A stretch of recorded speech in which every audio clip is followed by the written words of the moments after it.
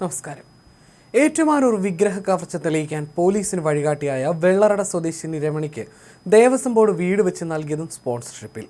അതിനു മുന്നിൽ നിന്നതും ഉണ്ണികൃഷ്ണൻ പോറ്റിയാണ്. 15 ലക്ഷം രൂപയാണ് വീട് വെക്കാൻ ഉണ്ണികൃഷ്ണൻ നമ്പൂതിരി പിരിച്ചത്. ഇതിനൊപ്പം 5 ലക്ഷം രൂപ മറ്റൊരു ദേവസ്വം ഉന്നതനും വാങ്ങിയെന്നാണ് സൂചന.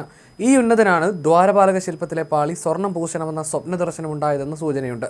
സ്വപ്നത്തിന്റെ അടിസ്ഥാനത്തിലാണ് ബംഗളൂരുവിലേക്ക് പാളി എത്തിയതെന്ന വാർത്തകൾ 2019 ഇംഗ്ലീഷ് പത്രങ്ങളിലുണ്ട്. തിരുവനന്തപുരം ആനയറയിലുള്ള ഒരു ക്ഷേത്ര നവീകരണത്തിനും ഉണ്ണികൃഷ്ണൻ പോറ്റി ഇതേ കാലയളവിൽ സ്പോൺസറായി. വീട് വെക്കാൻ ഉണ്ണികൃഷ്ണൻ നമ്പൂതിരിയെ അനുവദിച്ചതിനാണിത്. ഈ കാലത്താണ് ശബരിമലയിലെ 2 ദ്വാരപാലക ശില്പങ്ങൾ സന്നിധാനത്ത് നിന്ന് ചെന്നൈയിലേക്ക് ഒരു മാസത്തിലധികം എടുത്തെത്തിയത്. ആ കാലത്ത് ദേവസ്വം ബോർഡിലെ ഉന്നതരുമായി ഉണ്ണികൃഷ്ണൻ പോറ്റിക്ക് വലിയ ബന്ധമുണ്ടായിരുന്നു. അത് പിന്നീടും തുടർന്നു.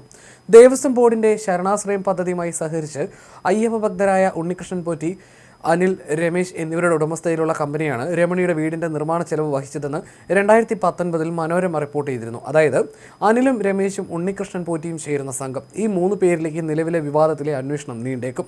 ഏറ്റുമാനൂർ വിഗ്രഹ കവർച്ച തെളിയിക്കാൻ പോലീസിന് വഴികാട്ടിയായ വെള്ളറട സ്വദേശിനി രമണിക്ക് വീട് വെച്ച് നൽകാൻ തിരുവിതാംകൂർ ദേവസ്വം ബോർഡ് തീരുമാനിച്ചത് 2018 680 ചതുരശ്ര അടി വിസ്തീർണമുള്ള വീട് ദേവസ്വം ബോർഡിന്റെ ശരണാശ്രയം കാരുണ്യ സഹായ പദ്ധതിയിൽപ്പെടുത്തിയാണ് നിർമ്മിക്കുമെന്നായിരുന്നു പ്രഖ്യാപനം. 2018 ദേവസ്വം ബോർഡ് പ്രസിഡന്റ് എ പത്മകുമാറും അംഗം KP ശങ്കരദാസും രമണിയുടെ താമസ സ്ഥലം സന്ദർശിച്ചിരുന്നു. അതിനുശേഷമായിരുന്നു വീട് വെക്കാൻ തീരുമാനിച്ചത്. ഈ നിർമ്മാണ ചുമതല ഉണ്ണികൃഷ്ണൻ പോറ്റിയിലേക്കും വന്നു. ശബരിമലയിലെ ദ്വാരപാലക ശില്പത്തിൽ സ്വർണം പൂശാൻ 2019 ചെന്നൈയിൽ എത്തിച്ചത് ചെമ്പുവാളി എന്ന കണ്ടെത്തൽ ഏറെ ചർച്ചയായിരുന്നു. തിരുവാഭരണം കമ്മീഷണറുടെ മഹസറിന്റെ പകർപ്പ് പുറത്തു വന്നു. ഇതോടെ സർവത്ര ദുരൂഹതയാണ് ശബരിമലയിലെ പീഡ വിവാദം. മഹസറിൽ സ്പോൺസറായി ഒപ്പിട്ടത് ഉണ്ണികൃഷ്ണൻ പോറ്റിയാണ്. ഇതിനിടയിലാണ് ഈ ചെമ്പുവാളി കൊണ്ടുപോയ ഉണ്ണികൃഷ്ണൻ പോറ്റിയുടെ കൂടുതൽ സ്വാധീന കഥകൾ പുറത്തു വരുന്നത്. ശബരിമലയിലെ സ്വർണ്ണപ്പാളി, താങ്ങുപീഠം എന്നീ വിവാദങ്ങളിൽപ്പെട്ട ഉണ്ണികൃഷ്ണൻ പോറ്റി ബംഗളൂരുവിലെ ബ്ലേഡ് പലിശക്കാരനാണെന്ന സൂചനയുണ്ട്. ചെറിയ പലിശയ്ക്ക് പണം വായ്പയെടുത്ത് അതിൻ്റെ 10 മടങ്ങ് പലിശയ്ക്ക് വായ്പ നൽകി സാമ്പത്തിക നേട്ടം ഉണ്ടാക്കിയാണ് തുടക്കമെന്ന് കണ്ടെത്തിയിട്ടുണ്ട്. ശബരിമല ക്ഷേത്രവുമായി വലിയ ബന്ധമുണ്ടെന്ന് വരുത്തി തീർത്ത് കർണാടകയിലെ ധനികരായ അയ്യപ്പ ഭക്തരെ ചൂഷണം ചെയ്തതായിട്ടുള്ള വിവരങ്ങൾ പുറത്തു വരുന്നു. ബംഗളൂരു കോറമംഗലയ്ക്കടുത്ത് ശ്രീരാമപുരം അയ്യപ്പ ക്ഷേത്രത്തിലെ ശാന്തിക്കാരനായിട്ടാണ് തിരുവനന്തപുരം പുളിമാത്ത് സ്വദേശിയായ ഉണ്ണികൃഷ്ണൻ പോറ്റി കർണാടകയിലെത്തിയത്.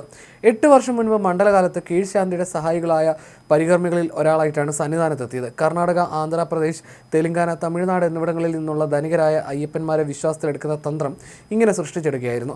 4 പതിറ്റാണ്ട് മുമ്പ് കേരള പോലീസിനെയും അന്നത്തെ നായനാർ സർക്കാരിനെയും ഒരുപോലെ വട്ടം ചുറ്റിച്ച പ്രമാദമായ ഏറ്റുമാനൂർ വിഗ്രഹ മോഷണ കേസിന് വഴികാട്ടിയായത് രമണിയായിരുന്നു. രമണിയെ 37 വർഷത്തിനു ശേഷം 2018 മാധ്യമങ്ങൾ കണ്ടെത്തിയിരുന്നു. തലസ്ഥാന ജില്ലയിലെ വെള്ളറടയിലാണ് രമണി അന്നുണ്ടായിരുന്നത്. വെള്ളറട കിളിയൂർ ജംഗ്ഷനിലാണ് താമസം. ഏറ്റുമാനൂർ വിഗ്രഹ കവർച്ച നടന്ന വർഷം 8ാം ക്ലാസ്സിലായിരുന്ന രമണിക്ക് അന്ന് പ്രായം 48 ആയിരുന്നു. 2 മക്കൾ. ഭർത്താവ് മരിച്ചു. തൊഴിലുറപ്പ് പദ്ധതിയിലൂടെ ലഭിക്കുന്ന ജോലി മാത്രമായിരുന്നു വരുമാന മാർഗം. താമസിക്കുന്നത് ശോചനീയമായ അവസ്ഥയിലാണെന്നും വ്യക്തമായി. കേരളത്തിലെ പ്രശസ്ത ക്ഷേത്രങ്ങളിലൊന്നായ കോട്ടയം ഏറ്റുമാനൂർ ക്ഷേത്രത്തിലെ വിഗ്രഹമോഷണം പോകുന്നത് 1981 മെയ് 24 ക്ഷേത്രം കുത്തി തുറക്കുന്നതിന് മോഷ്ടാവായ സ്റ്റീഫന് ഉപയോഗിച്ച പാര പൊതിഞ്ഞ പേപ്പറാണ് കേസിൽ നിർണായക തെളിവായത്. പോലീസ് കണ്ടെടുത്ത പുസ്തക കടലാസിൽ രമണിയുടെ പേരും സ്കൂളിന്റെ വിലാസവും ഉണ്ടായിരുന്നു. കേരളത്തിന്റെ തെക്കേ അതിർത്തിയായ പാറശാലയിലെ വിദ്യാർത്ഥിനിയുടെ പുസ്തകം ഏറ്റുമാനൂർ അമ്പലത്തിൽ എങ്ങനെ എത്തിയെന്ന അന്വേഷണമാണ് രമണി പുസ്തകം വിറ്റ കടക്കാരനിലേക്കും അതിലൂടെ സ്റ്റീഫനിലേക്കും എത്തിയത്. മോഷ്ടാവിനെ പിടികൂടിയതോടെ രമണി ഭക്തർക്കിടയിൽ താരമായി. ക്ഷേത്ര ഭാരവാഹികൾ രമണിയെ ഏറ്റുമാനൂരിലേക്ക് കൊണ്ടുവന്ന് ആദരിച്ചു. ഭക്തർ നിരവധി സമ്മാനങ്ങൾ നൽകി. വെള്ളിക്കൊലുസും മിഠായി പാക്കറ്റുകളും വസ്ത്രങ്ങളുമെല്ലാം രമണിയെ തേടിയെത്തി. വിദ്യാഭ്യാസത്തിനുള്ള ചെലവിനായി 10,000 രൂപ ക്ഷേത്ര സമിതി നൽകി. പിന്നീട് എല്ലാ വാർത്തകളിൽ സംഭവിക്കുന്നത് പോലെ എല്ലാവരും രമണിയെ മറന്നു. ജയിൽ ശിക്ഷ കഴിഞ്ഞ് സ്റ്റീഫൻ ഭക്തിമാർഗത്തിലേക്ക് തിരിഞ്ഞ് പിന്നെയും വാർത്തകളിൽ ഇടം പിടിച്ചപ്പോഴും രമണി കാണാമറയത്ത് നിന്നു. അന്ന് കേസ് തെളിഞ്ഞപ്പോൾ ദേവസ്വം ബോർഡിൽ ജോലി വാഗ്ദാനം ചെയ്തിരുന്നു. ഒന്നും നടന്നില്ല. ആരോടും പരിഭവമില്ല. ഇതായിരുന്നു അന്ന് രമണിയുടെ പ്രതികരണം. രമണിയെ വെള്ളറട കിളിയൂർ സ്വദേശി ശശിയാണ് വിവാഹം ചെയ്തത്. സ്വന്തമായി ഉണ്ടായിരുന്ന എണ്ണയാട്ട് മിൽ പ്രവർത്തിപ്പിച്ചാണ് കുടുംബം കഴിഞ്ഞിരുന്നത്. ശശി മരിച്ചതോടെ കുടുംബം സാമ്പത്തിക ബുദ്ധിമുട്ടിലായി. തുടർന്ന് CK ഹരീന്ദ്രൻ MLA വിഷയം ഏറ്റുമാനൂർ ക്ഷേത്ര കമ്മിറ്റിയുടെയും ദേവസ്വം ബോർഡിന്റെയും ശ്രദ്ധയിൽപ്പെടുത്തി. ഉടൻ തന്നെ ദേവസ്വം ബോർഡ് പ്രസിഡന്റ് എ പത്മകുമാറും അംഗം KP ശങ്കരദാസും രമണിയുടെ വീട്ടിലെത്തി സഹായം ഉറപ്പ് നൽകിയായിരുന്നു. വീടും ജോലിയുമായിരുന്നു വാഗ്ദാനം. പണം മുടക്കാൻ ഉണ്ണികൃഷ്ണൻ പോറ്റിയും സുഹൃത്തുക്കളും തയ്യാറായതോടെ വീട് നിർമ്മാണം തുടങ്ങി. 680 ചതുരശ്ര അടി വിസ്തീർണത്തിലാണ് വീട് നിർമ്മിച്ചത്.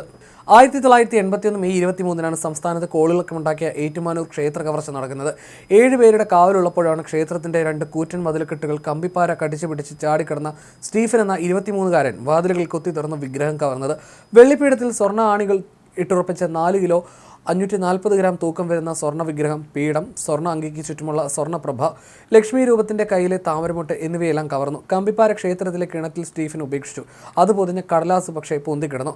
ആ കടലാസിൽ പാറശാല ഹൈസ്കൂളിലെ 8ാം ക്ലാസ് വിദ്യാർത്ഥിനി എഴുതിയ രചനാപാഠം a letter to the class teacher തെളിഞ്ഞു കിടന്നു. രമണിയുടെ വിലാസവും. അന്വേഷണം രമണിയിലേക്ക് എത്തി. വീട്ടിൽ മണ്ണെണ്ണ വാങ്ങാൻ രമണി പഴയ കടലാസുകൾ തൂക്കിവിറ്റ് ഇരുമ്പ് കടയിലേക്ക്, ആ ഇരുമ്പ് കടയിൽ നിന്നും പാര വാങ്ങിയ സ്റ്റീഫനിലേക്ക്. അങ്ങനെയാണ് രമണി ആ നച്ചരിത്രത്തിന്റെ ഭാഗമാകുന്നത്.